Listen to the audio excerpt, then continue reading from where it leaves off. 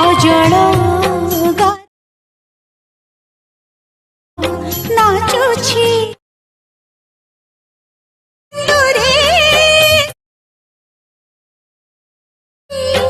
सखी जो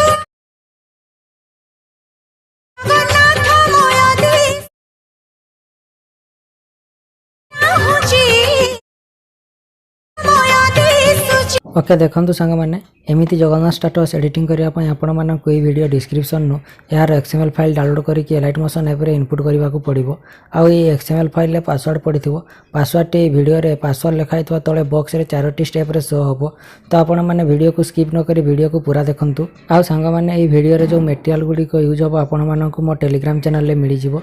तो आपण माने टेलीग्राम चैनल को जाई कि जॉइन करी नियंतु। एलाइट मोशन ऐप रे एक्सएमएल फाइल को इनपुट करले एमिति किछि इंटरफेस शो हबो। तापर टाइमलाइन न पूरा तळ को स्क्रॉल करके आसंतु।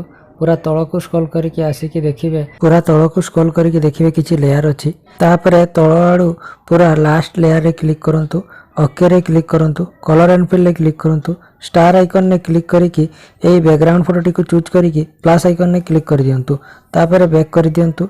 बैक करिकि ता ऊपर लेयर रे क्लिक करंतु। ता ऊपर लेयर रे क्लिक करिकि ओके रे क्लिक करंतु। तापरे कलर एंड फिल रे क्लिक करिकि स्टार आइकन ने क्लिक करंतु। तापरे ए पीएनजी को चूज करिकि प्लस आइकन ने क्लिक कर दियंतु। तापरे बैक कर दियंतु। तापरे ता ऊपर लेयर रे क्लिक करंतु। ता ऊपर लेयर रे क्लिक करिकि ओके रे क्लिक करंतु। कलर एंड फिल रे क्लिक करिकि स्टार आइकन ने क्लिक करंतु। तापरे ए पीएनजी को चूज करिकि प्लस आइकन ने क्लिक कर दियंतु। तापरे बैक कर दियंतु। बैक करिकि तळ आडू 5 नंबर लेयर रे क्लिक करंतु। तळ आडू 5 नंबर लेयर रे क्लिक करिकि ओके रे क्लिक करंतु। तापरे कलर एंड फिल रे क्लिक करिकि स्टार आइकन ने क्लिक करंतु। तापरे जगन्नाथ फोटो टी को चूज करि नियंतु। तापरे बैक करिकि मेन पेज को आसंतु। तापरे देखिबे किछि लेयर आखि चिन्ह रे गारो पड़िथिबो सेगुडी को हाइड थिबो। सेगुडी को अनहाइड करिया पई सेई आखि चिन्ह रे क्लिक करिकि गोटे परे गोटे सब लेयर गुडी को अनहाइड करि देबे। सब लिरिक्स लेयर गुडी को हाइड थिबो।